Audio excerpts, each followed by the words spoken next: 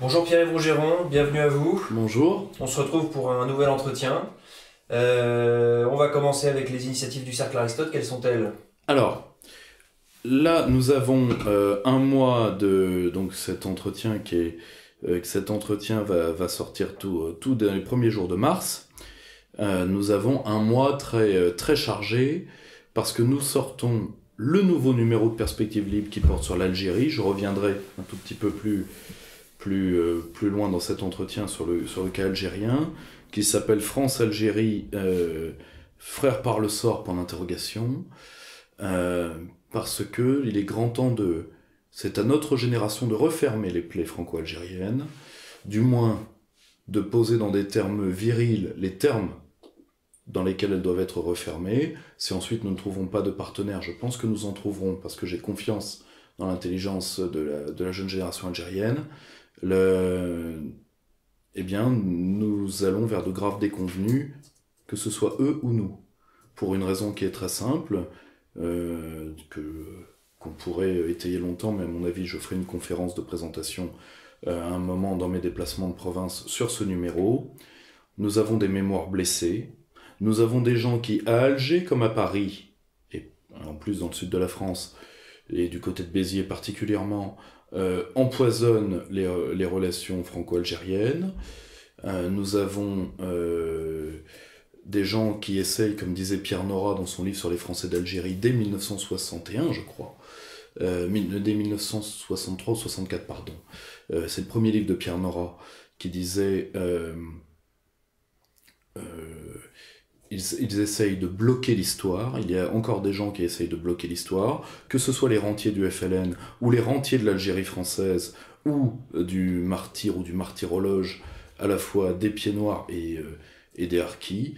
L'historiographie est en train de faire litière de beaucoup de choses. Nous revenons dessus dans ce numéro. Ce numéro nous sera reproché, me sera reproché en particulier. Mais si l'Algérie tombe, on va être très clair. Si l'Algérie vient à tomber, et si le Tchad vient à tomber, les deux seules armées qui tiennent l'ensemble du nord de l'Afrique, je ne parle même pas de l'Afrique du Nord au sens du littoral, je parle du nord de l'Afrique, c'est-à-dire tout ce qui est Afrique littorale plus bande sahélienne. Les deux seules armées qui tiennent auront été balayées. On parle d'un flux migratoire comme l'humanité n'en a jamais vu. On parle d'une déstabilisation d'État qui, je le rappelle, est sur une zone plus grande que l'Europe occidentale, et nous avons 3000 soldats français sur zone, point barre. Donc à un moment, il faut prendre ses responsabilités. Et je sais que beaucoup d'Algériens sont en train de les prendre. Et j'espère que beaucoup de Français les prendront, parce que l'Algérie est pour nous un partenaire naturel, beaucoup plus que certains de nos voisins plus ou moins problématiques du Nord ou de l'Est. Si on voit de qui je veux parler, sinon je peux en rajouter sur le casque à pointe. Mais c'est un sujet douloureux, c'est un sujet difficile, nous n'éludons, je pense, aucune question. Je reviendrai en détail là-dessus, à mon avis, dans une conférence de présentation. Et voilà, c'est le prochain numéro de Perspective Libre. Nous sortons également un ouvrage de notre ami Norman Palma, Dialogue sur la justice, où Norman, qui est à mon avis un des grands néo-anciens,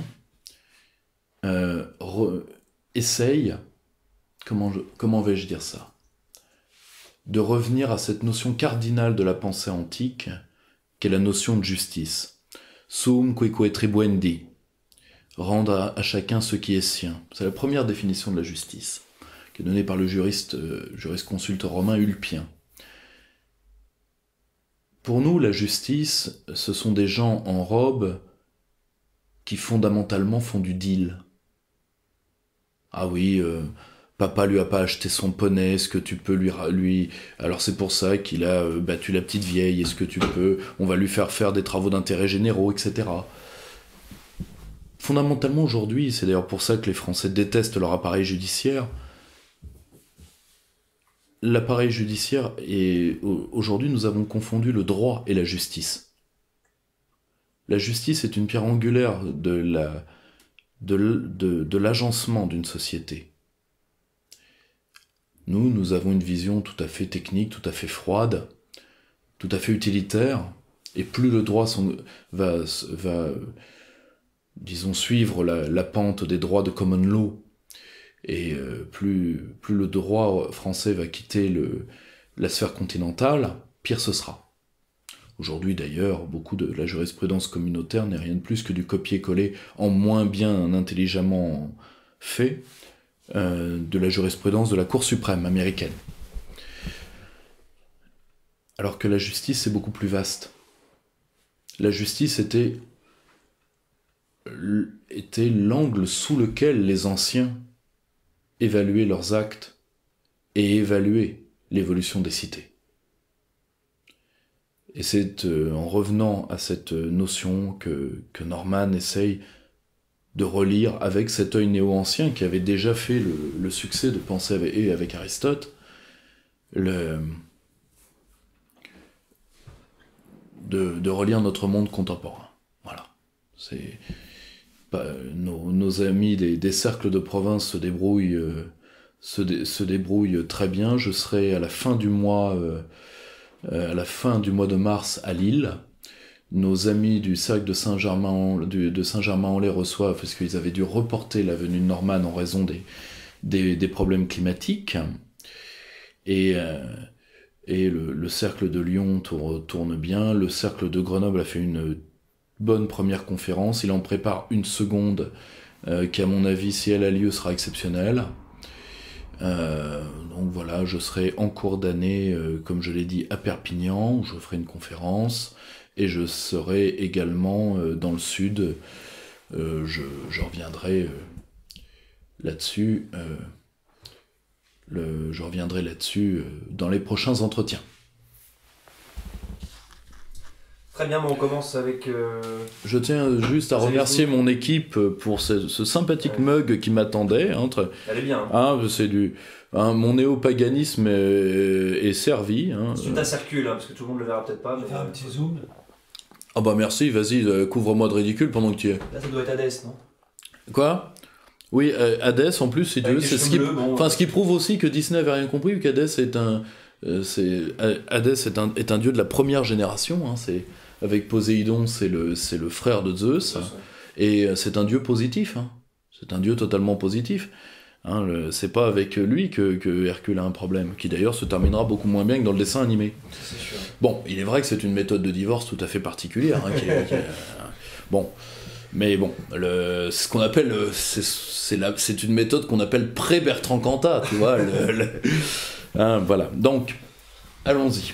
Tout à fait, commençons avec l'actualité de la politique intérieure française. Alors il y a eu plusieurs affaires, on va peut-être commencer par celle qui a fait le plus de bruit en termes de politique pure, politique politicienne peut-être, c'est la polémique Laurent Wauquiez et ses propos à Lyon. Est-ce que vous voulez revenir sur ça? On va revenir très rapidement parce que c'est le genre d'affaire qui m'énerve au dernier degré. Laurent Wauquiez, donc, a donné un cours dans une école de commerce à Lyon, a dit qu'il ne fallait pas enregistrer, il l'a dit, c'est drôle, 5 fois au moins, dans la bande. Et évidemment, quelqu'un a enregistré, au resco referens, oh là là, moi c'est drôle. Dès qu'un prof dit n'enregistrez pas, tu peux être sûr que c'est là où on sort son portable, alors il dégueule un petit peu sur Darmanin. Si tu veux dégueuler sur Darmanin, ça fait ton sur ton. Il dit quoi d'autre? Ah oui, il dit... il rabaisse... Non, il rabaisse ou il rehausse Sarkozy?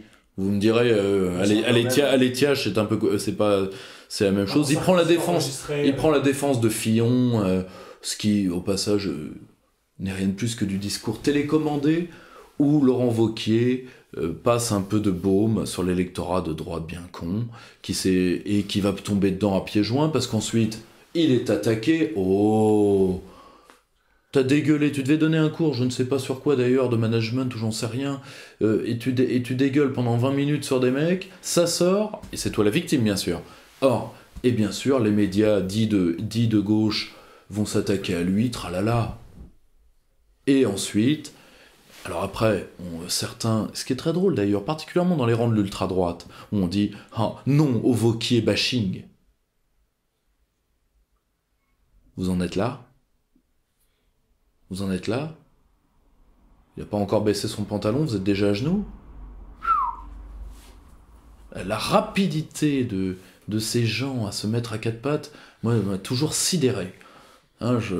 Faudrait lire les mémoires d'Otto Abetz pour savoir si, à une autre époque, ils n'avaient pas fait de même. Vauquier est un centriste. Je rappelle que c'est la créature de Barrot. Il n'y a rien de plus ignoble dans la vie politique française que Jacques Barrot. C'est un feu d'artifice, c'est une gerbe. Et c'est un centriste qui connaît les codes de la droite dure et qui utilise un des codes de la droite dure qui est la victimisation contre le politiquement correct. Ce qui n'est rien de plus qu'une part du politiquement correct appliqué. La rebellitude de droite. Le mai 68 conservateur. Et pourquoi critiquer Bisquerage. Ni plus ni moins. Pardon. Pourquoi est-ce qu'il s'attaque à Sarkozy? Est-ce que c'est vraiment une attaque? Pourquoi il s'attaque à Sarkozy? Pour une raison, c'est que pour une partie de son électorat, Sarkozy les a viandés parce que c'est lui qui ouvre la voie à Hollande. Tout simplement. Et que une partie des équipes Sarko ont en effet comploté contre Fillon. Oui, alors. Ça n'enlève pas le fait que le complot a eu lieu que parce qu'il y avait Pénélope. Monsieur Fillon aurait évité de confondre Le Mans et le Las Vegas du film Casino. Il ne se serait pas pris les pieds dans son compte en banque, comme d'autres se sont pris les pieds dans autre chose, dans d'autres élections présidentielles. Ni plus ni moins. Or, comme la loyauté, entre guillemets, de Sarko à Fillon, ou plutôt la déloyauté, a resté en travers de la gorge d'une partie de l'électorat de droite qui a un sentiment légitime de s'être fait voler cette élection. Légitime. La seule chose, c'est... Et surtout, il ne faut pas oublier que pour Vauquier est vu comme un Sarkozy bis, ce qu'il n'est. Il n'est que ça. Donc, il doit s'éloigner de l'homme auquel on l'accuse de ressembler, coûte que coûte. Coûte que coûte. Parce que tout simplement, il va nous refaire une Sarkozy. C'est-à-dire faire voter les classes populaires déclassées pour la droite d'argent, pour mieux les baiser. Point. Bon, c'est tout. Et donc là, il utilise la vieille ficelle de la diabolisation. D'ailleurs, ça marche, vu que ce sont les médias... Plus les médias sont à droite, plus ils sont venus à son secours. Et d'ores et déjà, Vauquier est en train de faire son scénario Sarkozy. Son but, c'est très simple, de faire ce qu'avait fait Sarkozy, c'est-à-dire moins 1 million de voix pour le Front National en PACA. Puisque c'est très simple, c'est le Front National du Sud, identitaire, qui passera à l'UMP, très clair. À mon avis, dans des termes d'ailleurs bien plus grands que ce qui a été fait jusque-là.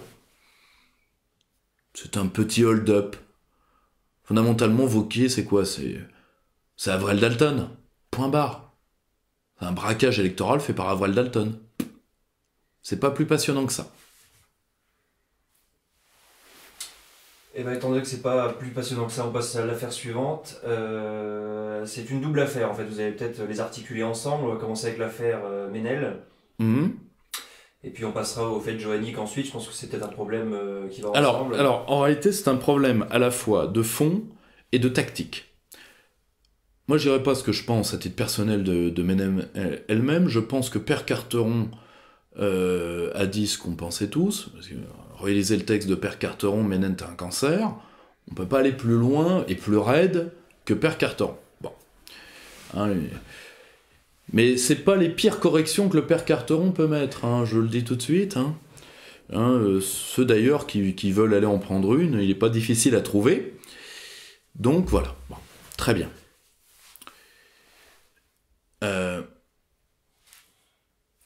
J'avais fait un petit texte qui m'a été beaucoup reproché, parce que je trouve en effet lamentable,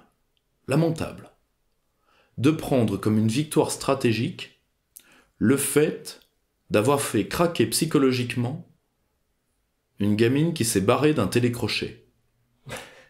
Non mais, point. Effectivement. Alors, non mais, au même moment, des laquais, enfin des agents allemands sont en train d'essayer de raccrocher une partie du territoire français à la juridiction d'écoles techniques germaniques en Alsace pour pouvoir nous piquer nos écoliers et pour pouvoir faire disparaître définitivement notre frontière. Où sont les nationalistes français pro de Twitter? Et comme un de mes très bons et très intelligents camarades me le faisait remarquer il y a quelques instants, nous prenons Twitter comme si ça voulait dire quelque chose dans l'opinion publique. Nous avons donné à ces outils une force symbolique qu'ils n'ont pas. Parce qu'on ne sait pas qui est derrière, combien de comptes ne sont pas à des usurpations, etc., etc. Donc voilà où nous en sommes. Nous avons attaqué cette gamine. Pourquoi ? Parce que, au passage, elle ne sait pas... Alors on a dit c'est un complot islamiste. C'est pas un complot islamiste, c'est TF1 qui est allé la chercher. Elle s'était pas inscrite parce qu'en effet, elle a une très belle voix. Je rappelle, c'est un radio-crochet. Hein. On n'est pas à la grecque de philo, on n'est pas au concours de plaidoirie, on est à radio-crochet. C'est-à-dire un truc où tu chantes du Florent Pagny pour être évalué par Patrick Bruel ou l'inverse. Ça, tu comprends le problème ? Bon. Or, c'est un radio-crochet. On a dit, elle a chanté au passage du Léonard Cohen, ce qui est quand même pas la référence première de l'État islamique, faut pas non plus... Non mais... Et donc elle a chanté, d'ailleurs, un choix musical à titre personnel, moi, que j'ai trouvé très bizarre, parce qu'elle a pas du tout une voix à chanter Alléluia.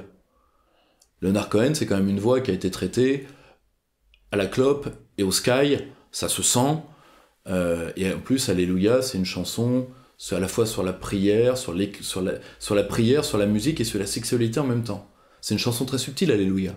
Mais par contre, c'est une chanson qui est faite pour un timbre de voix tout à fait particulier. Qui, à titre personnel, moi j'ai trouvé qu'elle lui allait pas trop. Mais bon, peu importe. Parce que j'ai dû réécouter ça après, parce que moi, The Voice, j'en ai une sainte horreur, mais bon. J'ai aussi l'actualité que vous me donnez. Malheureusement. Et elle a entrecoupé Alléluia d'une version faite par un poète koweïtien, qui n'était pas du tout un truc islamico, etc., ou coranique, pas du tout. Qui était un truc qui était une version d'Alléluia qu'elle a trouvée en arabe et qu'elle a chanté en arabe pour le deuxième couplet. Donc, elle a remporté l'ovation du jury parce qu'elle a une très belle voix et parce que TF1 avait ce qu'il voulait, c'est-à-dire une campagne promo de quelqu'un qui a une très belle voix et qu'ils ont trouvé sur Internet. Et donc, on est allé chercher dans ses archives Twitter, on a trouvé des tweets complotistes. Très bien. Bon. Elle avait un turban sur la tête, c'est ça qui... Oui, elle avait un turban n'est pas un voile islamique. On est d'accord là-dessus.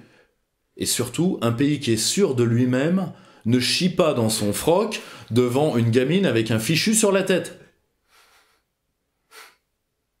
Non mais... Parce que là, d'un seul coup, une partie des nôtres s'est sentir repousser des attributs. Non mais c'est ça qui m'a choqué. C'est que quand il y a un vrai débat, quand il y a un vrai combat, il n'y a plus un rat. Et là, pour le coup, je suis assez d'accord avec Vincent Lapierre, pour le coup. Parce que nous avons validé une élimination par... Elle a écrit il y a des années des tweets... Bon, des tweets au passage que une partie de la banlieue pense les mêmes, et une partie de ce qu'on appelle à tort la fachosphère pense elle-même. Ce qui veut dire que si, imaginez, elle aurait été identitaire, elle aurait été souverainiste à poil dur,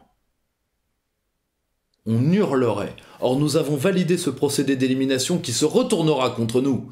D'ailleurs, ça n'a pas loupé. Il y a eu un concours de poésie dans la ville de Lyon, quelques jours après. Et c'est quelqu'un qui est beaucoup plus à droite que je ne le serai jamais, qui l'a eu. Un concours de poésie. Donc de maîtrise de la langue, de la belle langue et de la rime. Ils sont, je crois, encore en train de statuer pour savoir s'ils vont lui maintenir le prix ou pas par rapport à son passé. Et nous, on n'a plus rien à dire là-dessus. Nous avons validé ça. Nous avons validé ces procédés-là. On voulait pas d'elle ? Très simple. Je crois que dans les télécrochets, à un moment, pour se faire du fric, il y a un truc par vote par SMS. Fallait voter contre elle. Tout simplement. Utiliser la force de nos réseaux sociaux pour voter contre elle. Mais est-ce que c'est une menace à l'intérêt de la nation? Nous nous sommes ridiculisés. Ridiculisés. Et je ne parle pas sur le fond, je parle à titre stratégique. C'est-à-dire que là, on passe pour des queues plates qui ne s'attaquent qu'aux faibles. Et qui ne s'attaquent jamais aux forts. Parce que c'est les mêmes qui se sont attaqués à elle. Moi, je vois par exemple une sorte de sous-technocrate d'un parti anciennement souverainiste qui a utilisé les origines étrangères qui sont les siennes pour taper sur elle, alors qu'il est un des artisans de l'abandon de la ligne de souveraineté chez lui. Moi, je suis désolé, il n'y aurait pas de Ménène si la France était souveraine.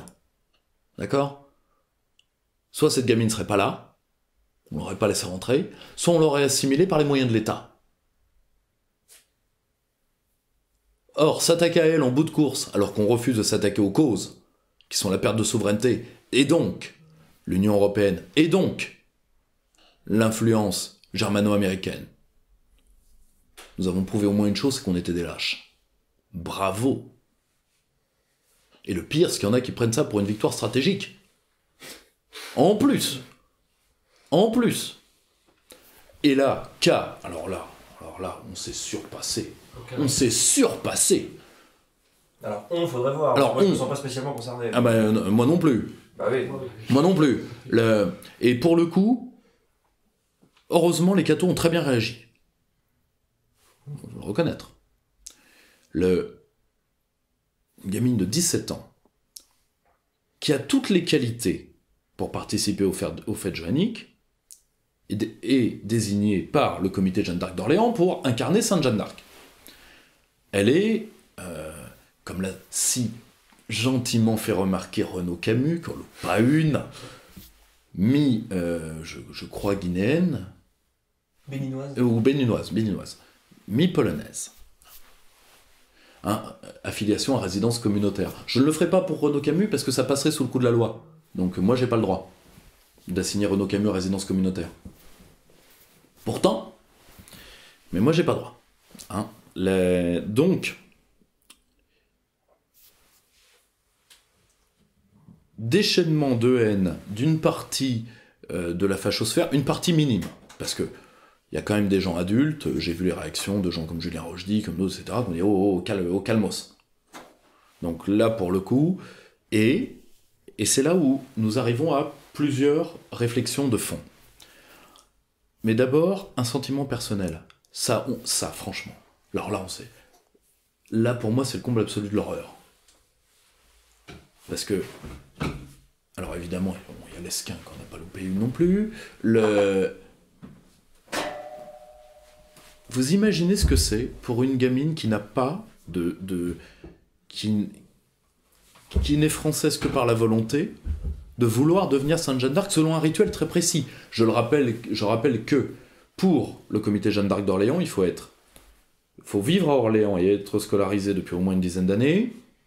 Il faut s'occuper des autres et il faut être catholique et pratiquante. C'est sur dossier. C'est sur dossier, ça a été examiné. Ça fait l'objet d'un rituel très précis avec la remise de l'épée qui se fait devant le gouverneur militaire d'Orléans, devant des hautes autorités ecclésiastiques. Alors, à un moment, il faut quand même arrêter de déconner. Et vous imaginez, premièrement, ce que ça a dû lui faire, d'être lynchée, surtout que c'est nécessairement... Enfin, elle appartient à une génération connectée, elle a 17 ans. Donc elle a vu qu'elle s'était fait lyncher. Vous imaginez dans quel état doit être ? Déjà, premièrement. Et deuxièmement, est-ce que vous voyez que rien que le fait qu'elle veuille être Jeanne d'Arc, ça prouve que la magie française opère encore ? Ou vous le voyez même plus, ça ? Ça me terrifie. Parce qu'à force de vouloir virer les immigrés qui ne se sont pas assimilés, moi j'ai peur quand même qu'on manque de discernement. Et vous imaginez le message déplorable, parce qu'au passage, exactement comme l'affaire Ménène, quel message on a envoyé ? Qui a repris la balle au bond? Les barbus. Parce que, à mon avis, elle faisait pas du tout partie d'une opération de barbus. Maintenant, les barbus vont pouvoir recruter sur son exemple. Vous voyez? La pauvre gamine, elle n'a fait que chanter. Ils ne vous accepteront jamais. Le Parti des indigènes de la République et le CRAN doivent vous bénir de votre connerie. Mais vous bénir, sincèrement. Tariq Ramadan sauterait de joie aussi s'il n'était pas un petit peu indisposé par son affaire d'Allah Brakmar, mais ça c'est un autre cas. C'est un autre cas.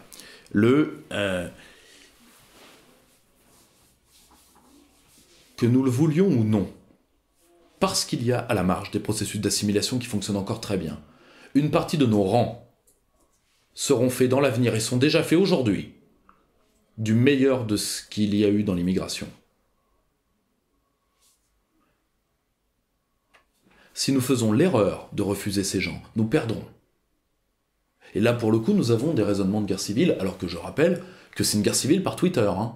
Au premier coup de feu, la moitié des tweetos se seront barrés. Je les connais, hein. Donc, premièrement, alors après, ça pose une question de fond. Oui, mais est-ce que ça désacralise Jeanne d'Arc? Il y a eu le présentateur de la web télé France Libre, Verlaine, qui lui étant noir, se dit moi j'ai au moins le droit de le dire, vu que, et c'est vrai, rien que moi, vous voyez, je suis tout de suite mal à l'aise dans ce débat. Parce qu'on va me dire, t'es un mec blanc, est-ce que t'as le droit de poser les questions dans ce terme-là? On doit poser les questions dans ce terme-là. Or, est-ce que ça a désacralisé Jeanne d'Arc? Je rappelle au passage que si on était dans la reconstitution historique, il faudrait prendre une jeune fille de Lorraine qui a le physique trapu des paysannes, disent les écritures en substance, qui fait 1m55, la taille de son armure. Or, Sainte Jeanne d'Arc, après on me dit, oui, mais si c'était De Gaulle... Vierge surtout. Et vierge. Je la déteste, hein. La vierge, là, ça va commencer à devenir compliqué à trouver quand même. Le 17 ans vierge, ça va commencer à devenir compliqué à trouver. Non mais, tu comprends? Après on me dit, oui, mais si c'était Napoléon, si c'était De Gaulle. Je rappelle que Jeanne d'Arc a une particularité, tant sur l'empereur que sur le général, c'est Sainte Jeanne d'Arc. C'est un symbole de résistance catholique, et par cela universel. D'ailleurs, les cathos se sont bien défendus. Hein. Sur cette affaire-là, il n'y a pas... Non, ils se sont bien défendus. Or, il faut bien comprendre une chose. Est-ce que des gens métissés ou peuvent incarner des personnages blancs et inversement? Là, on tombe sur une vieille polémique qu'on avait eue, parce que là, récemment, il y a eu Achille, il y a eu Aliénor d'Aquitaine, etc. Frère Tuck, également, dans une reconstitution britannique de Robin des Bois. Bon, je vous dirais une chose. C'est pas tout à fait le même contexte que l'effet de Johannick, déjà. Tout à fait, hein, c'est pas tout à fait le même contexte, mais les gens se posent la même question. Ouais, après, Or, Jeanne d'Arc est un symbole de résistance. Or, qui résiste? Celui qui prend l'épée.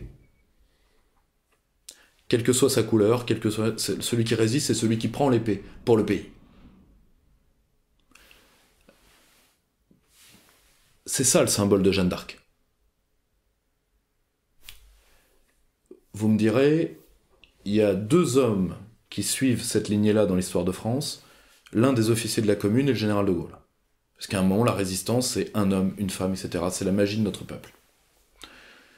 Ce symbole-là, tous pouvaient s'y reconnaître. Rappelez-vous cette phrase du général de Gaulle quand il était en visite aux États-Unis, et qu'il est acclamé dans le Bronx, d'ailleurs on n'a jamais tellement su pourquoi, mais il était acclamé par les Afro-Américains, et quelqu'un lui dit « Mais mon général, que de noir pour vous acclamer ?» Il avait répondu « Mais c'est normal, comme dans la Résistance, on avait les nègres, les mal bâtis, les mal blanchis. Tous les importants étaient à Vichy. » Au passage, dans sa bouche, c'était des compliments. Je dis ça pour les mal comprenants. Ouais. Mais, il y a le symbole, il y a l'incarnation du symbole. Mieux vaut, dans le cas de représentation, suivre l'histoire. Par exemple, dans des films, pour une raison, c'est que si Omar Sy faisait Général de Gaulle, bon, premièrement, je le tuerais déjà. Pourquoi ? Parce que j'aime pas Omar Sy comme acteur, mais Forest Whitaker serait déjà serait un autre débat. Mais et si vous voulez, ça n'aurait pas de sens parce que les gens connaissent la figure du général. Parce que déjà, ce qui est moins le cas pour Jeanne d'Arc. Je rappelle que Jeanne d'Arc a déjà été mal représentée, déjà par Mila Jovovich, qui est, je rappelle, un mannequin près d'un mètre 80. C'est-à-dire 25 cm de plus que la vraie Jeanne d'Arc.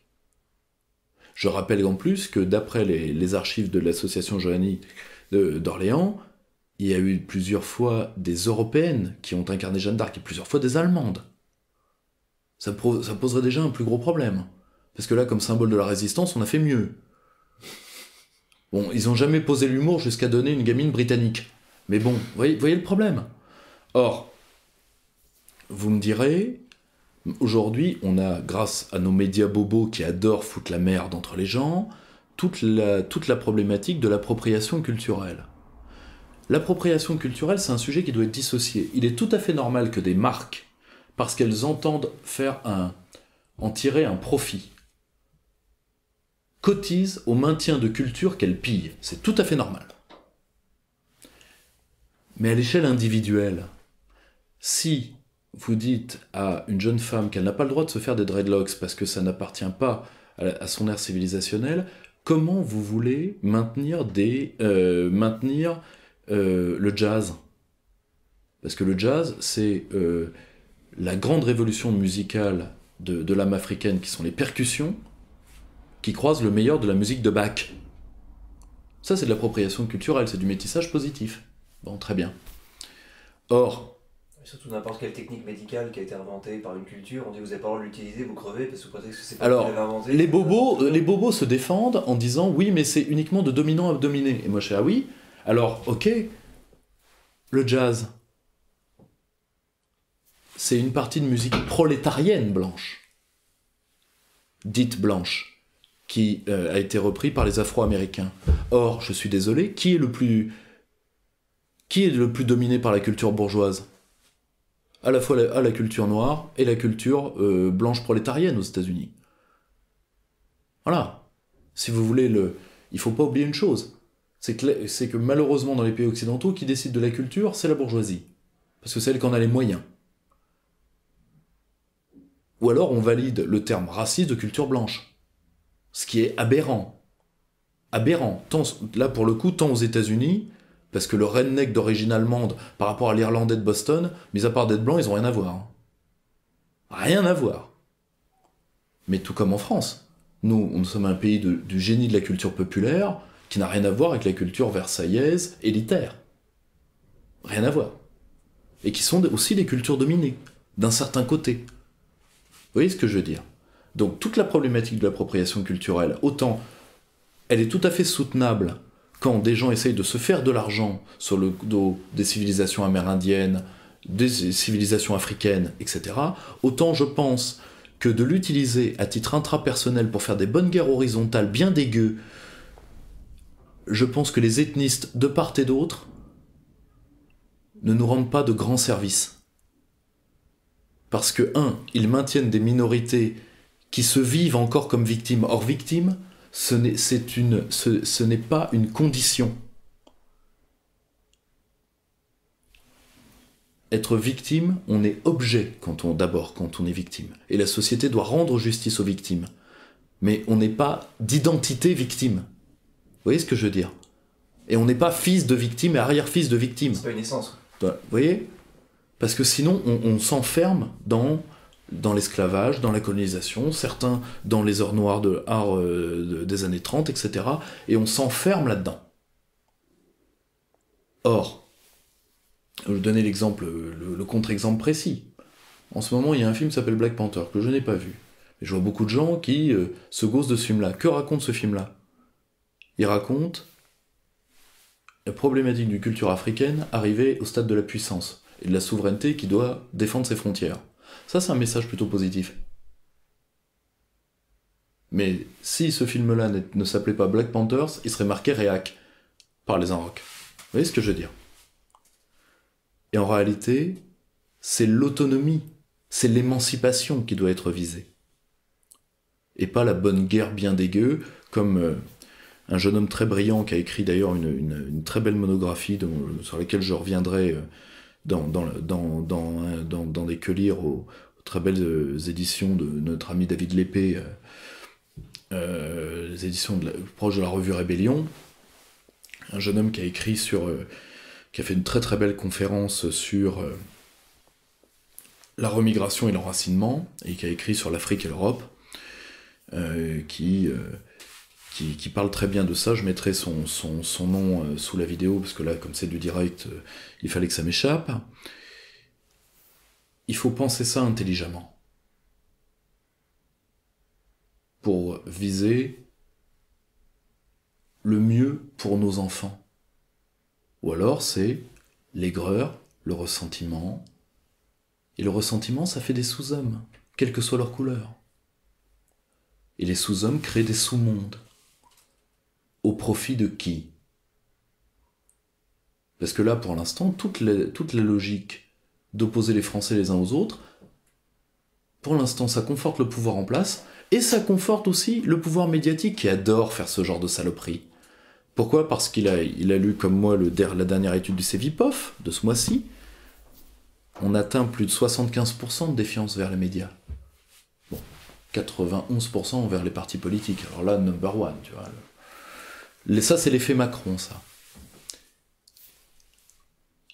Et comme il voit qu'il y a une congruence de classe, enfin une convergence, pardonnez-moi, une convergence de classe contre eux, eh bien, ils nous sortent les querelles identitaires. Je termine là-dessus. J'ai toujours été un partisan de l'identité. On me l'a beaucoup reproché, on m'a beaucoup insulté pour ça. Mais l'identité n'est pas une pathologie, mais il ne faut pas la prendre comme une pathologie, ni dans un sens ni dans l'autre. C'est une affirmation, une sûreté de soi. Or, sommes-nous sûrs de nous-mêmes dans notre identité de Français quand on dégaine dès qu'on voit une gamine avec un fichu? Sommes-nous sûrs de nous-mêmes quand nous mésinterprétons des signes?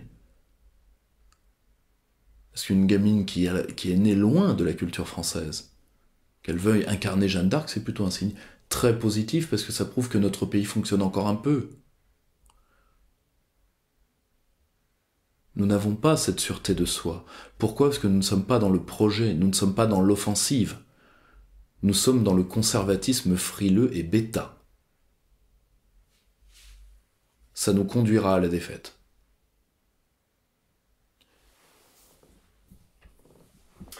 Très bien, alors deuxième sous-dossier, on va passer à la famille Le Pen, en 2 temps là aussi, puisque bon, on a Marion Maréchal Le Pen qui a fait un discours aux États-Unis qui a été assez commenté, et puis dans un deuxième temps, les mémoires de Jean-Marie qui vont sortir. Le premier tome est sorti, et puis on attend. Alors, Marion Maréchal Le Pen a donc été à une réunion de conservateurs aux États-Unis où elle a fait un discours en anglais.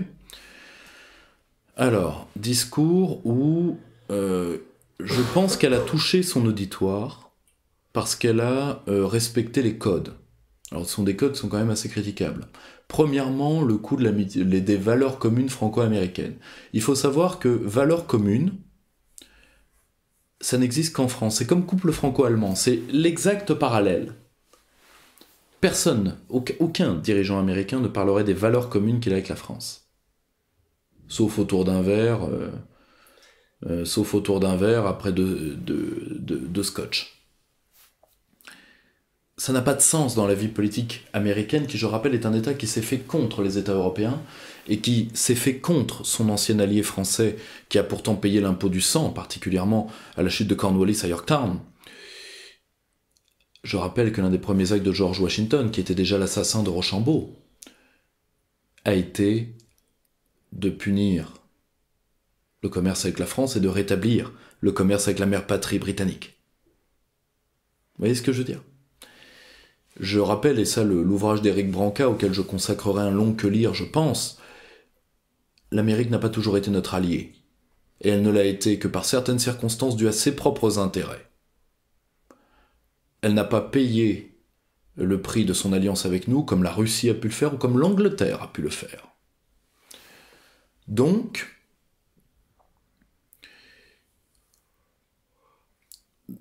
si vous voulez, les Américains prennent ça comme un discours de soumission, tout comme le fait d'ailleurs de faire le discours en anglais. N'oubliez pas que le général de Gaulle faisait des discours dans les langues de tous les pays. Il l'a fait en russe, il l'a fait en espagnol, etc. Il les apprenait phonétiquement. Parce qu'il n'a jamais parlé que l'allemand, fondamentalement. Il comprenait très bien l'anglais. Sauf dans le monde anglo-saxon, où il ne discourait qu'en français. Tout simplement. Pourquoi ? Parce que les Américains, comme le général le disait, regardez-les dans les yeux, à la longue, ils s'y habituent. J'espère que ce voyage n'était qu'un voyage de courtoisie. La dernière fois que des gens représentant le camp conservateur français sont allés aux États-Unis dans ce genre de réunion, c'était la Manif pour tous qui allait pour demander de la caillasse. C'est très simple, hein. Vers les milieux pro-vie américains. Bon. Pourquoi pas ? Je trouve ça assez malsain, pour ma part. Ensuite, le fond du discours. Bon, on égratigne l'UE au passage, devant ceux qui l'ont créé. Mais moi, je n'ai jamais cru à la profondeur de cette conviction-là chez cette politicienne-là, sans aucune animosité. Hein. J'ai le droit de pas y croire. Je ne crois pas en tout cas à son opposition à l'Union européenne. Je le dis sincèrement. Je n'y ai jamais cru. On parle des lobbies islamistes. Alors, cette phrase lui a été reprochée. Elle est pas totalement fausse. Il y a des lobbies que je qualifierais pas il y a des lobbies pro-immigration de la part des pays d'envoi. Ça, c'est vrai. Particulièrement algériens. De là à les qualifier de lobby islamiste, faut quand même pas déconner.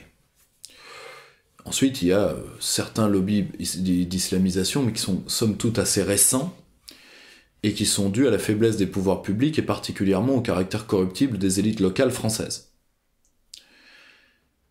Ensuite, le conservatisme des deux rives, bon... Oui, c'est ça, on est d'accord qu'elle y allait dans cette optique-là. C'est oui, l'alliance conservatrice de ça n'aura pas lieu. Ça n'aura pas lieu. Ça n'aura pas lieu. Le conservatisme américain, pour le peu qu'il existe, est intransposable. Ensuite, il y a des tendances, mais qui ne sont pas conservatrices par nature. Le protectionnisme n'est pas conservateur par nature. Des partis conservateurs ont pu être protectionnistes ou libre-échangistes, tout comme des partis progressistes. Il n'y a rien de conservateur en soi dans le protectionnisme. Et elle est respectée aux États-Unis de manière générale, elle est inconnue comme la quasi-totalité des hommes et femmes politiques français. L'Amérique est un État-continent replié sur lui-même. Déjà, Washington, c'est loin quand vous êtes au fond du Kansas. Alors Paris... Donc c'est un non-événement non. Plus ou moins. Non. La seule chose, c'est que c'est l'amorce d'un retour annoncé, et je ne suis pas certain qu'il se fasse sous les meilleurs auspices. Quant aux mémoires de Jean-Marie Le Pen... C'est la dernière salve d'un antigaullisme chimiquement pur, c'est primaire.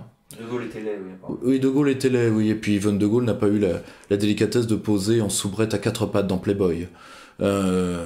Contrairement à Pierrette Le Pen. Vous voyez ? Comme un argument peut facilement se retourner. Je pense que Jean-Marie Le Pen, moi à titre personnel, je perdrai pas de temps à lire ça. Pour une raison, c'est qu'il existe déjà un très bon ouvrage qui résume tout ce qu'il y a dedans, et je pense avec des faits pour le coup vérifiés, qui est l'ouvrage de Pierre Péan et de Feu Philippe Cohen, qui était le plus grand journaliste politique de cette génération, sur la famille Le Pen. Je pense que si vous lisez ça, plus 2-3 conférences sur internet que vous trouverez facilement, entre autres celle de François Asselineau, je pense que vous aurez fait le tour. Ensuite, il y a certainement des moments très tendres quand il parle de son père, etc. Certainement. Mais c'est avant tout un livre revanchard. Quand on fait ses mémoires, on essaye d'être apaisé et d'avoir une vision un peu lointaine sur les choses. Ce qui était le cas des mémoires de guerre, tout comme des mémoires d'espoir. Mais c'était un homme d'une autre stature. Finalement, il est grand temps que la 4ème République se termine. Et peut-être qu'elle se termine enfin avec les mémoires de Jean-Marie Le Pen. C'est bien triste. Alors, il veut aller au congrès de... Ça le regarde, ça les regarde. Je commenterai pas ça me regarde pas. Mais par contre, c'est bien triste qu'un homme n'ait pas pu réfléchir, contrairement à d'autres membres, par exemple, d'autres gens qui ont été beaucoup plus engagés que lui dans l'Algérie française, sur la réalité de son combat et sur le pourquoi De Gaulle a mis fin à l'expérience coloniale française. Et c'est d'ailleurs encore une chose à mettre au crédit du général. Mais on ne peut pas en vouloir à un homme dont la seule qualité politique a été l'opiniâtreté et de dire « je ne changerai jamais d'avis », même si parfois il change de version, par exemple sur la perte de son œil, on est à la 3e version. Hein, j'espère qu'il ne change pas de version dans certains cadres qui s'y prêtent moins. Hein, que je crois qu'il est convoqué pour certaines choses par la justice française. Là, faut faire attention aux versions qu'on donne. Mais bon, voilà. C'est, en un mot, il est opiniâtre, c'est une qualité. Je pense que les médias sont déjà en train, si vous voyez la une du Point, de se régaler de ça. Finalement, un pas de deux, mais tellement banal parce que nous l'avons déjà connu. Ce pas de deux de Jean-Marie Le Pen avec les médias. Pour le coup, Marc-Édouard Nab avait fait... Revoyez cette vieille vidéo, il est devant Dieudonné d'ailleurs, c'était il y a 20 ans.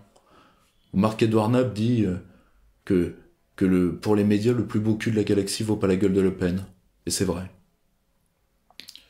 C'est vrai. Et d'un certain côté, ça n'a pas eu que des effets positifs pour la vie politique française. Indiscutablement. Alors, il y a un internaute qui vous demande comment on pourrait reconstituer notre patrimoine industriel qui est déliquescent. Alors, qui est surtout en train d'être vendu, vu que, entre autres, les Allemands veulent la peau de notre industrie de défense. Donc, je pense que le plus simple, c'est de... Tant qu'on conserve les hommes, je l'ai appris au contact d'Airbus, tant qu'on conserve les hommes, on peut tout reconstruire. Mieux vaut reconstruire. Bien sûr, on peut ressaisir parce qu'il y a des biens qui ont été vendus à vil prix. Il faudra faire des audits, des commissions d'enquête, ce qui veut dire au passage qu'il y a des gens, particulièrement dans le cas Alstom,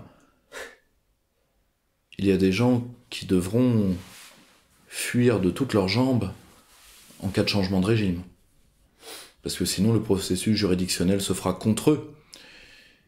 Et il ne faut pas oublier que, la haute trahison existe, quand bien même elle n'est pas verbalisée, pour une raison qui est simple, c'est comme la grève. Vous interdisez la grève, demain. Une usine fait grève. Le fait que vous l'ayez interdit, si vous voulez, vous ne pouvez pas interdire un fait social. Or, vous ne pouvez pas interdire à un corps social de se venger des gens qui l'ont vendu à ses ennemis. La seule chose que vous pouvez faire, c'est d'encadrer juridiquement. Sinon, ça s'appelle l'épuration, qui est d'ailleurs un mythe historique largement. Hein. Voyez ? Donc, en plus, il reste les titres du code pénal sur les atteintes aux biens de la nation. Ça suffira largement. Et je ne suis pas sûr que des gens comme Patrick Cron soient prêts. Il faudrait mieux pour eux que ce soit encadré juridiquement, peut-être. Tout à fait. C'est leur plus grand intérêt. Ensuite, je ne suis pas sûr qu'ils soient prêts à vivre aux côtés de la centrale des particuliers à Fresnes, où il y a où il y a de si séduisantes idiosyncrasies, de ces sympathiques, de ces sympathiques CAP hashish devenus bac pro cocaïne et arrivés dans la violence pure. Tous ces gens une très belle étude ethnologique à faire de l'intérieur. Éviter le moment des douches quand même, parce que les rituels d'initiation sont un peu douloureux. Mais on sait jamais, hein, tant que ça passe. Tant qu'on a les hommes, on peut reconstruire les unités. Ensuite, il faut bien comprendre une chose. La notion de puissance va, à mon avis, lourdement évoluer au XXIe siècle. Nous allons être en face de contraintes technologiques, énergétiques, écologiques, qui vont nous contraindre à nous replier en nous-mêmes, mais pas nous replier au sens Caroline Fourest, à une barrière, à nous replier comme le font certains animaux, comme les tatous ou les hérissons. C'est-à-dire, pas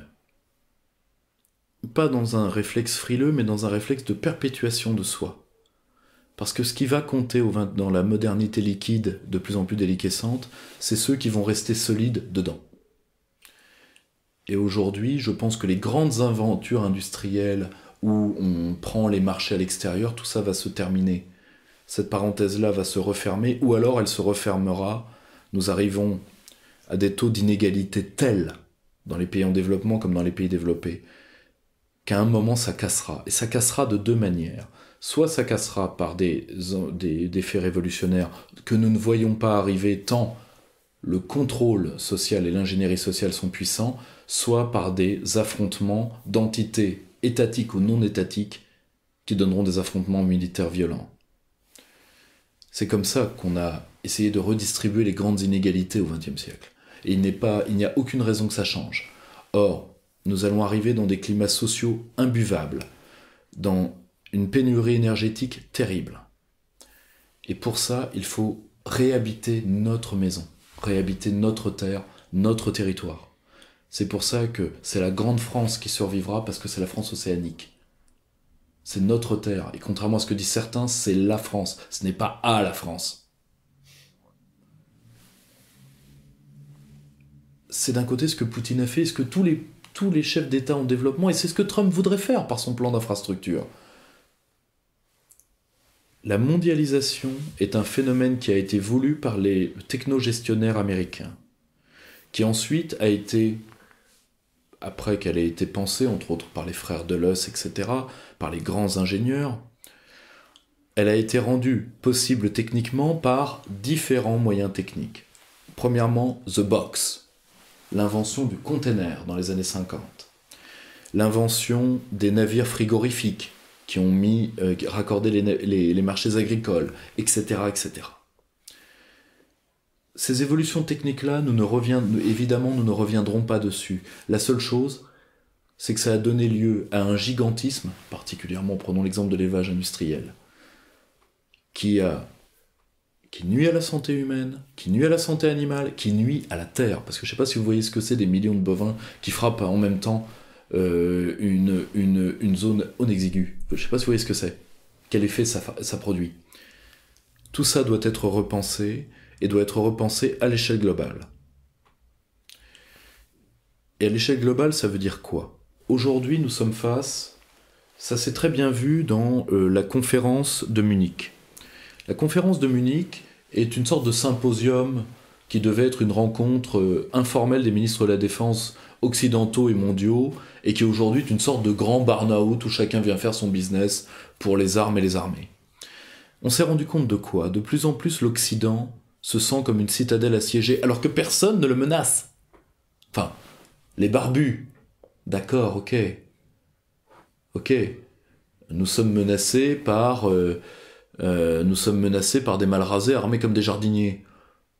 Bon, je rappelle qu'on a vécu la Première Guerre mondiale. 1 300 000 morts. C'est plusieurs Bataclan jour. Je pense qu'il faut... L'Occident n'est pas menacé en soi. La seule chose, c'est que l'Occident voudrait avoir l'impérium, avoir les bénéfices de l'Empire sans les inconvénients. Or, aujourd'hui, les États en développement ont 3 grandes lignes, des États qui sont développés maintenant, il faut arrêter de déconner, ont 3 grandes lignes directrices. Le respect du droit, la démoralisation de la vie internationale, c'est-à-dire qu'il n'y a pas de supériorité morale de l'Occident, et le respect des intérêts mutuels. Mes enfants, on n'a pas connu ça déjà ? Ce sont presque les termes mêmes du traité de Westphalie. Le tout, c'est d'en élargir la logique. L'Organisation de la coopération de Shanghai, qui vient d'ailleurs de prendre l'Inde et le Pakistan, ça représente plus de la moitié de la population mondiale. Si l'Occident perdure là-dedans, la défaite est assurée. Alors on dit, ce sera un ordre sans la liberté. Ah bon, il y a de la liberté en Occident maintenant?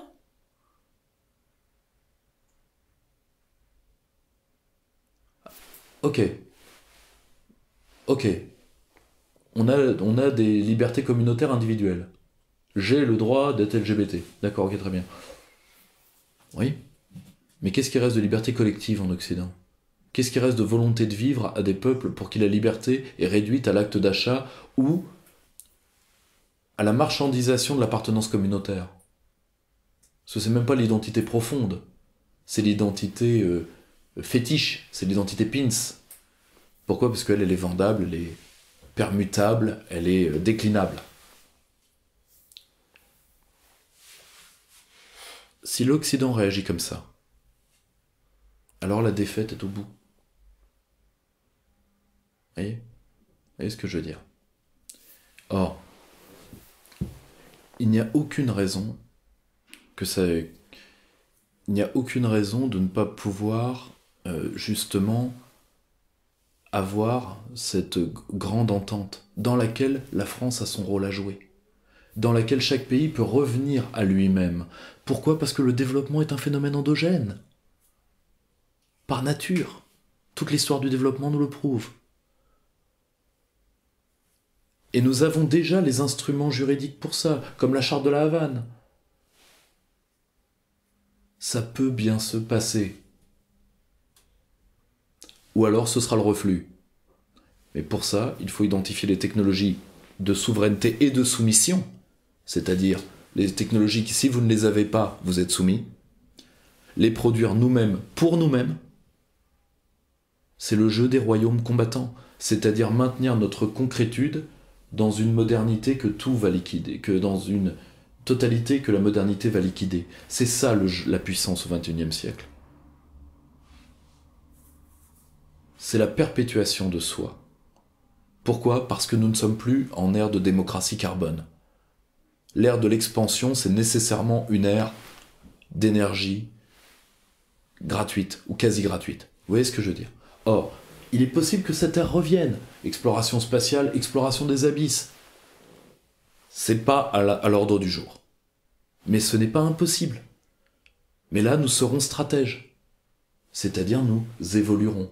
Là, nous n'évoluons pas vu que nous sommes dans l'Union européenne. Donc les colonies n'évoluent pas. Hein. Les colonies ne décident pas. Et quoi qu'on en dise, il n'y aura pas de puissance de la France en Europe. Parce que les colonies ne sont pas puissantes. Est-ce que l'Algérie était puissante de 1830 à 1960? Voyez. C'est comme ça qu'on reconstruira un tissu industriel, à même la terre, par des projets plus enracinés et par la prise en compte de l'État archipel et de notre force réelle. Nous ne sommes pas un petit point au bout de l'Eurasie. Sur la France, le soleil ne se couche jamais. Ça. Et pour ça, il faut redonner du sens. Parce qu'on dit, refaire nos industries, pourquoi faire? Elles vont être robotisées, on va pas faire de l'emploi industriel, hein, maintenant. Pas à grande échelle, en tout cas. Pourquoi? Pour nous garantir le moyen d'avoir une société qui se perpétue elle-même et qui puisse cultiver ses vertus dans un nouveau modèle de société. Parce qu'il y a des tas d'évolutions que nous devons prendre. Le transhumanisme, ça va arriver. Il va falloir l'affronter. La fin. Rifkin avait fait ce travail qui avait été repris par Michel Rocard, qui, comme tout ce qu'il a fait d'ailleurs, l'a transformé en bouse. Il avait un côté antithèse de la pierre philosophale, Rocard. Il avait un côté, tu vois, tout ce qui touche se transforme en merde. Tu vois, puis finalement il est mort, et c'est toujours ça de prix, tu me diras. Or, et c'est pas faux d'ailleurs, c'est toujours ça de prix. Le travail ne va plus pouvoir, et l'économie ne va plus pouvoir tenir lieu de lien social. Bon. Mais ça va être des questionnements passionnants. Ça va être une grande remise en question, oui. Mais ça va peut-être nous permettre de redevenir quelque chose. Parce qu'aujourd'hui, l'effet anthropologique de j'en parlerai d'ailleurs dans le Que lire, vu que j'ai parlé un moment de Marceau et de Papacito, quand on voit ce phénomène de justice, qu'on voit ce phénomène de justice par la BD ou par l'écrit, ce qui est le personnage d'Eugène. Eugène, c'est celui qui remet par la violence le monde en ordre. Pourquoi on en arrive là ? Parce que la modernité libérale crée des merdes à échelle industrielle. Ça, c'est terrible. Alors, vous me direz, les merdes ne se battent pas, et donc le rêve du libéralisme qui est la paix perpétuelle est peut-être fait, oui. Une paix perpétuelle extérieure, pour une guerre froide de tous les jours intérieure. Une société invivable et imbuvable. Je suis pas sûr qu'on ait gagné au change. Voilà. Tout ça, ce sont des réflexions que toutes les écoles alternatives doivent mener en commun. J'espère que ces forums verront le jour.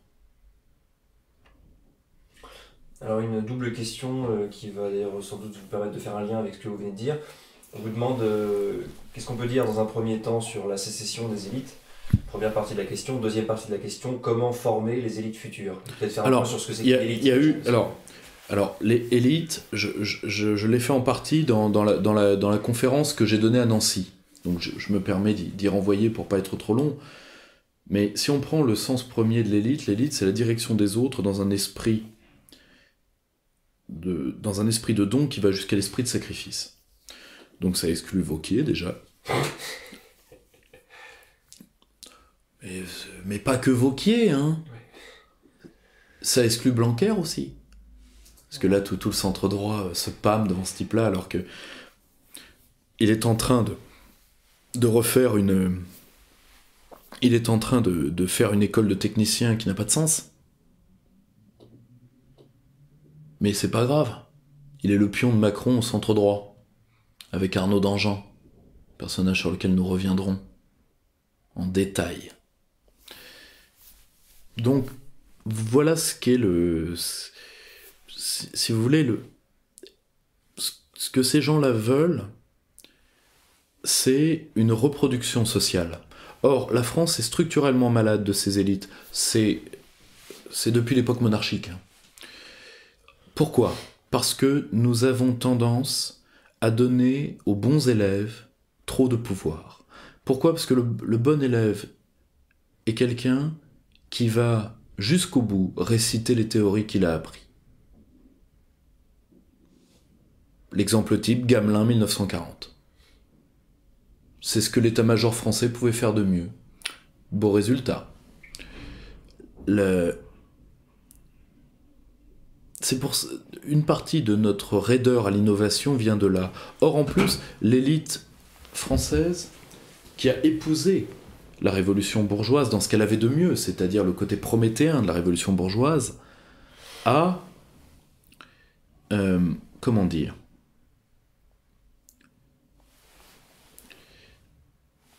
A divorcé du peuple français à partir de 1815 par degrés.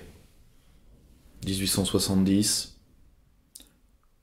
où on fait tirer sur le peuple patriote de Paris. Hein. Et pendant ce temps-là,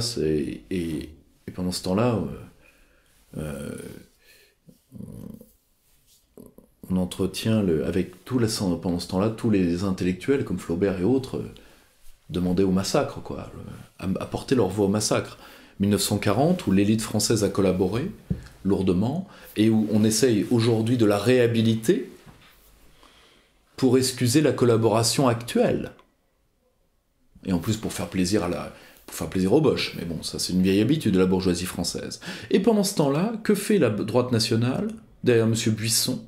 Elle écrit des bouquins sur la Vendée, en disant j'ai trouvé un juriste qui m'a dit que, par une nuit sans lune, que selon les statuts de Nuremberg, c'était un génocide.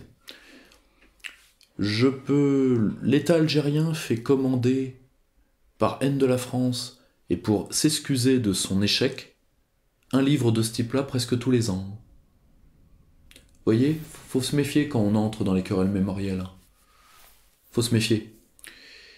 Pourquoi ? Parce que même une partie du camp national français est devenue incapable de penser les projets. Or, comment reformer une élite ? Je pense que déjà, c'est par la formation la plus large possible. Voyez la Grande-Bretagne, pays qui est notre parfaite symétrie. Nous avons une culture très proche, nous avons une langue très proche, contrairement à ce qu'on croit, que l'anglais britannique, c'est une bonne partie de vocabulaire français. Or, pourquoi nous avons Paul Reynaud et eux, ils ont Churchill ? Pourquoi ? Pourquoi la bourgeoisie collaboratrice française va-t-elle l'emporter ? L'affaire des Sirarques, je renvoie Annie Lacroix-Rise. Et pourquoi Churchill va mater tout seul la bourgeoisie collaborationniste anglaise derrière Halifax, derrière Chamberlain, qui est un rampant, vraiment un rampant. Alors que je rappelle, Halifax est patron du Parti conservateur. Et pour la première fois de l'histoire de la Grande-Bretagne, le Premier ministre n'est pas patron de son parti. Pour la première fois. Et le Chamberlain qui est vraiment un rampant, et derrière tous les Nasbrock. Pour ça d'ailleurs, peut-être qu'il aimait De Gaulle. Parce que dans l'océan de veulerie qu'est la Grande-Bretagne de 1940, il a reconnu au moins un homme qui était aussi fou que lui. Nous ne nous sommes pas remis de ça. Pourquoi ? Déjà parce que l'épuration n'est pas allée assez loin, très clairement. L'épuration française, c'est un mythe historique. Attendez, 9000 condamnés à mort, 900 exécutés. Même Taubira n'a pas fait ça. C'est du Taubira, hein. La justice de l'épuration, c'est taubiresque. C'est fort en gueule. Les mecs, l'indignité nationale, quelle horreur. L'indignité nationale, c'est pas la main morte. La main morte du 19e siècle, vous n'êtes plus rien. Vous n'avez plus le droit de posséder rien. L'indignité nationale, c'est 3 fois rien. C'est de la petite bière. Et donc, nous traînons cette élite, collabo. Nous la traînons. Une élite doit être en partie remilitarisée, mais comme une partie de la population. Mais avec, mais en lien avec, c'est le problème du projet de pseudo-service de Macron. Il faut le penser comme une extension des armées. C'est-à-dire comme quelque chose d'utile aux armées, et pas comme une nouvelle charge sur le dos des armées. On en parlera à mon avis plus en détail, on avait beaucoup écouté mon ami Laurent Henninger là-dessus. Et surtout une formation large, diversifiée, et je dirais qu'il laisse une place à cette qualité très britannique qu'est l'excentricité, pour éviter de faire des 13 à la douzaine, ce qu'on fait beaucoup dans l'élite française. Parce que la France ressemble un petit peu à l'islam d'un certain côté. L'islam a dû évoluer, elle a fait venir les hommes des confins souvent. La France c'est pareil. Pour la sauver, elle fait venir les hommes des confins. De Gaulle c'est un homme des confins. Le colonel Motors, qui n'était pas aimé par l'état-major parce qu'il avait le verbe haut, qu'il écrivait bien et qu'il avait des idées avant-gardistes. Jeanne d'Arc, petite pucelle de Don Rémy. Un oblio corse, qui, au-delà de tout ce qu'on peut dire de lui, a solidifié les legs de la Révolution, les hommes de la Commune, les résistants. Ensuite, je pense avant tout que le système de faire revenir la souveraineté va beaucoup aider, pour une raison. Plus une élite est hors sol, plus elle est comprador, plus elle est inefficace. Parce que elle, son but, c'est d'aller pantoufler, parce que plus on est haut, moins on fait. Parce que moins on est responsable. Alors, justement, il n'y a pas un risque, c'est que ces élites-là, comme vous disiez justement qu'elles ont la patte du pouvoir, n'aillent pas justement aux États-Unis ou dans d'autres pays, ils sont toujours attirés par d'autres emplois à travers la planète où on leur promet. Qu'elles se tirent, qu'elles fassent comme Kosciusko Morizet. Kosciusko Morizet s'est tiré, tant mieux. Que ces gens-là se tirent. Mais c'était, on prend pas le numéro 1, du coup on prend le numéro 2. Oui, non, mais qui se tire ? Qu'ils se tirent. C'est pas les hommes des confins, là, c'est les hommes des confits. Voilà, merci, magnifique. Non, mais c'est vrai en plus. Qu'ils se tirent. Qu'ils se tirent. De toute façon, quel est leur bilan ? Quel est leur bilan ? Point. C'est tout. Nous avons des hommes suffisamment aptes. J'en croise tous les jours, donc ça veut dire qu'il y en a. Hein.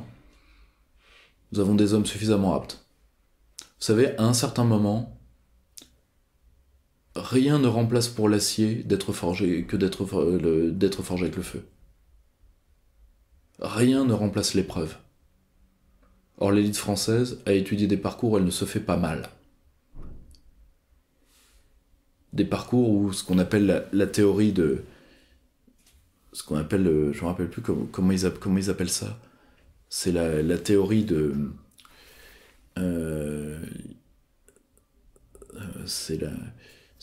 ils prennent ça en astrologie, comme les... à partir d'un certain moment, quand on tourne autour d'un astre, on ne dévie plus. Et m'avait été expliqué par un fonctionnaire un jour. En France, à partir d'un certain niveau, on ne tombe plus. Ça, c'est un problème. C'est un véritable problème. C'est la vitesse de libération, non? Je crois pas, non. Mais la gravité, mais je pense qu'une nouvelle élite sortira des épreuves qui arrivent. J'en suis intimement persuadé. Ensuite, elle devra faire un processus de sélection à la fois le plus ouvert possible sur la société, parce que ce qui faisait la force de la Troisième République, qui était pourtant pourrie par le parlementarisme, c'était les hussards noirs. Les hussards noirs étaient des détecteurs d'élite partout. Dès qu'ils voyaient un fils de paysan un peu doué, ils l'envoyaient tout de suite à la ville. Ça vous a donné ces générations d'intellectuels. Donc ça passera principalement par l'éducation, quoi. Remise à Nécessairement. Mais de toute façon, c'est le genre de questionnement que nous ne pourrons plus éviter très longtemps. Parce que là, nous avons notre 1940 économique. Macron, est-ce que le système pouvait créer de mieux? Eh bien, regardez ce qu'il fait. Brillant résultat, hein. Gamelin 2.0. Alors on va finir la partie politique intérieure avec un climat social tendu en France. Il y a plusieurs volets à analyser, notamment l'agriculture, les prisons, les EHPAD et les récents problèmes avec la SNCF, les débats autour de la SNCF. Alors, Macron, c'est très simple, vise la France périphérique. Pour différentes raisons. Est-ce qu'il le fait sciemment? Très difficile à dire. Je pense qu'il est... Je pense qu'il mésestime certaines choses. Premièrement, si vous avez vu l'évolution, par exemple, de la France insoumise, entre autres avec le récent article publié dans Causeur de Georges Kuzmanovic, il y a des lignes qui sont en train de bouger à la France insoumise et qui peuvent en faire un parti populiste absolument redoutable. Même chose avec le maintien et par exemple la réussite de l'événement fondateur des Patriotes de Florian Philippot. Il y a des forces qui sont en train de se recombiner et Macron ne devrait pas les sous-estimer. En plus, il est en train de leur faire le cadeau de la France périphérique. Pourquoi? Parce que c'est la vache à lait.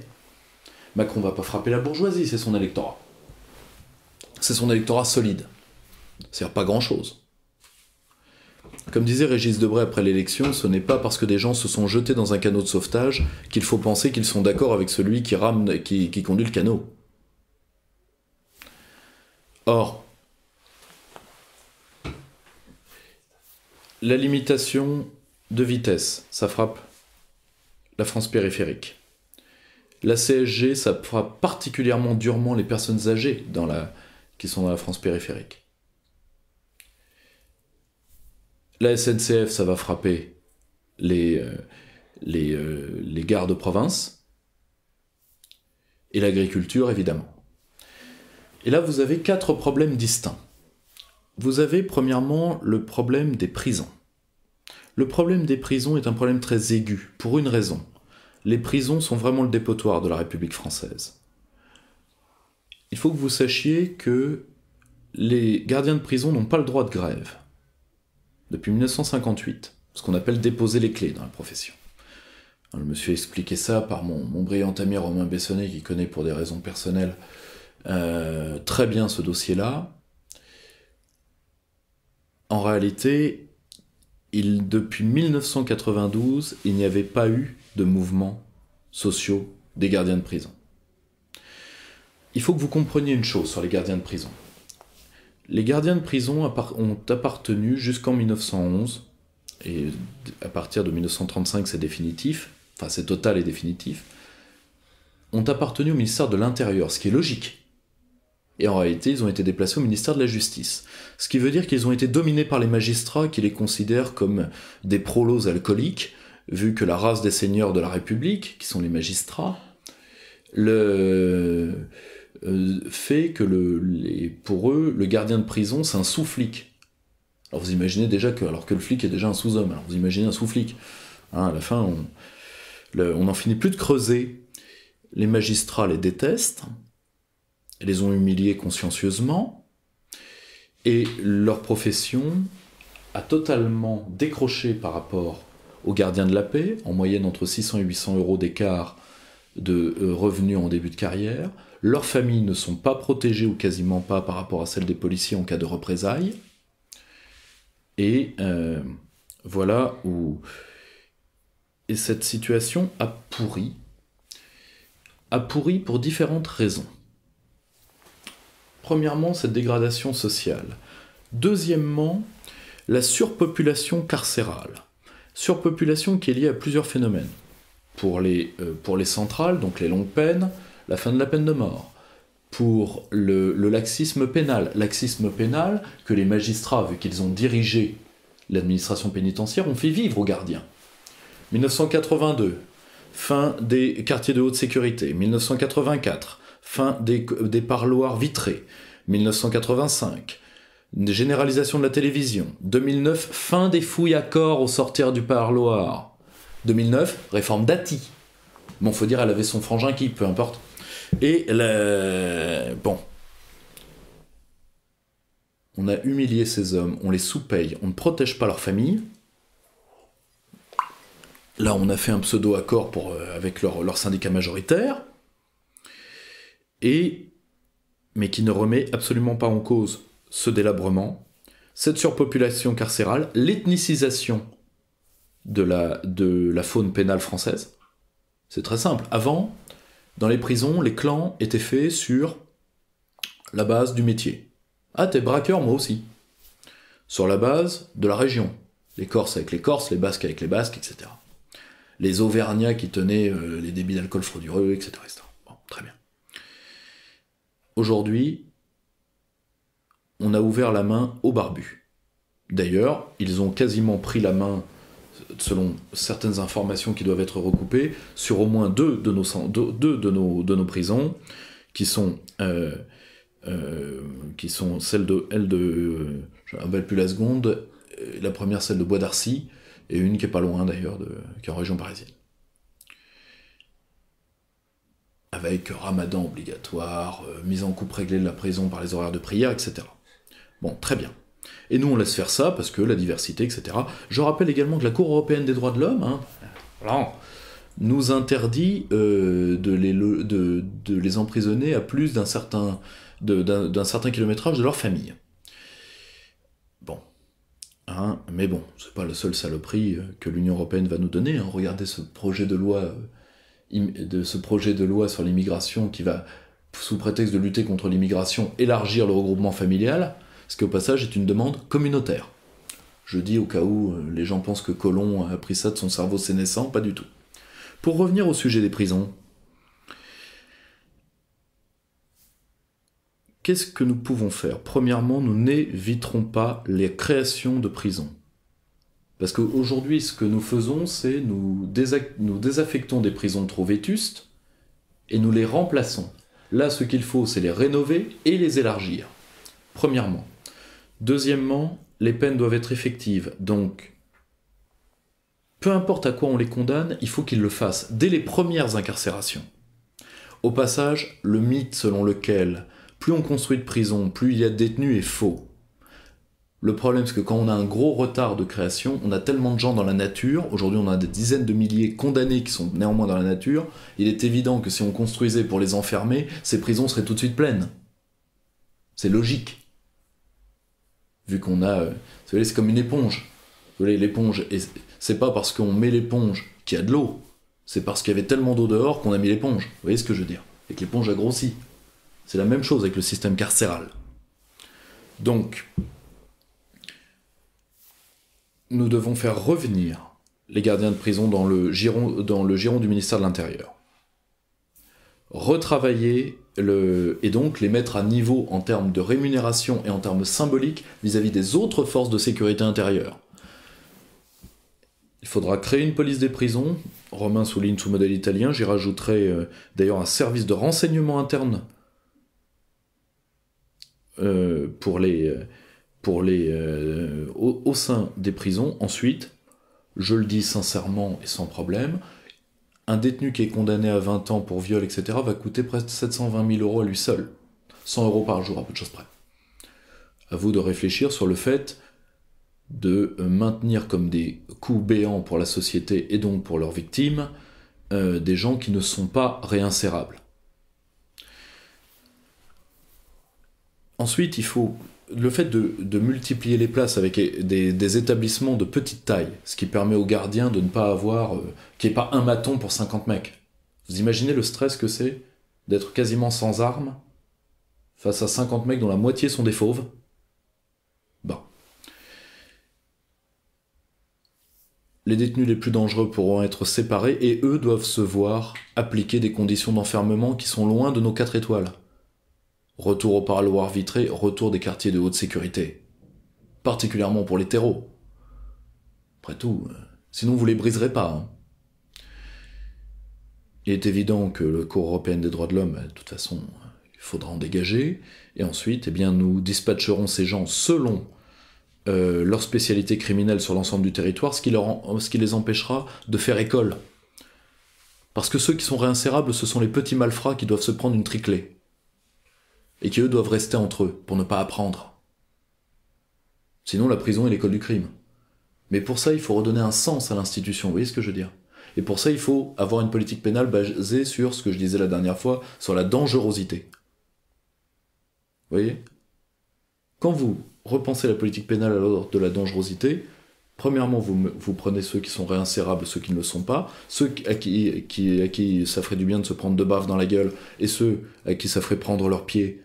Donc ceux-là, de toute façon... Non mais, ceux-là, de toute façon, on veut pas les éliminer. Très bien. En cage. En cage. C'est leur place. Ce problème-là réglé. Le problème des EHPAD, c'est très simple. On est à peu près, je crois, vers 14 000 personnes âgées en EHPAD.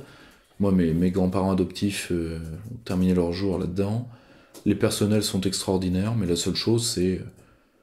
On n'imagine pas ce que c'est de s'occuper de personnes âgées, devoir les porter, etc. On les laisse crever dans des mouroirs, et après on fera une campagne pour l'euthanasie, vous verrez. Pourquoi? Parce que les dernières, c'est simple, hein, les dépenses les plus lourdes d'un être humain sont dans ces dernières 3 semaines de vie. En réalité, il faut viser 2 choses. Il faut viser premièrement de grands plans Alzheimer-Parkinson, détection précoce, grands plans de recherche, et surtout, ce qui avait beaucoup marché en Vendée, je crois, le maintien à domicile autant que faire se puisse. Sinon après, vient le syndrome de glissement, et après ça se termine. Le problème, c'est que pour ça, il faut retrouver une maîtrise des finances publiques. Je passe très vite sur les 2 autres points. La SNCF, SNCF c'est très simple, hein, c'est ouverture à la concurrence prévue par l'UE. Il y a de très bons articles là-dessus, donc je ne vais pas en rajouter. Qu'est-ce qui va se passer? C'est très simple. Fermeture des lignes secondaires, augmentation drastique des prix, liquidation à terme du service et de toute façon, beaucoup moins d'accès pour les usagers. Ce qui s'est passé en Grande-Bretagne. Là encore, j'avais prévu le coup, si vous vous rappelez, donc on ne vienne pas m'emmerder avec l'exemple japonais. Quant à l'agriculture, là encore, il faut repenser l'agriculture, ça sert à quoi? Ça sert à nourrir des populations. Ce qui veut dire et nourrir les populations au plus près par rapport à la santé humaine et animale.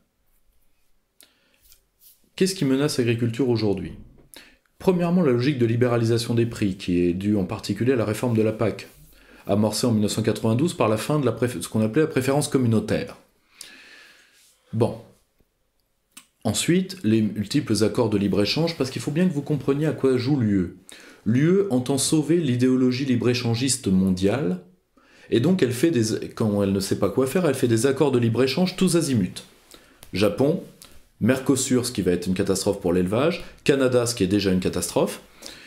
Au passage, le verrou des parlements nationaux n'aura pas lieu, parce que je crois que certaines des clauses de ces accords sont prévues pour s'appliquer dès ratification des signatures par la Commission. C'est à vérifier. Et donc, vous voyez, on fait du libre-échange. On sait très bien que le libre-échange va avoir comme condition un moins 10 ans en termes de qualité. Mais on le fait quand même parce que c'est un jeu de verrotier. Et on va terminer l'agriculture, ce qui veut dire à terme terminer l'aménagement du territoire. Voilà. Ça fait un climat social absolument explosif qui, si nous avions une souveraineté, parce que la souveraineté, c'est ce qui permet de donner du sens. Sinon, vous êtes acté. Votre sens vient de l'extérieur, vient de celui qui vous acte. Tout simplement, vous êtes des objets. Or, l'avantage de la souveraineté, c'est qu'elle permet de repenser à quoi ça sert l'agriculture, à quoi ça sert le transport public, à quoi ça sert les prisons, etc. C'est de donner du sens. C'est comme l'autonomie créatrice pour un individu. Vous l'avez pas, eh bien tout est réduit au règne des chiffres et du calcul comptable. À court terme nécessairement.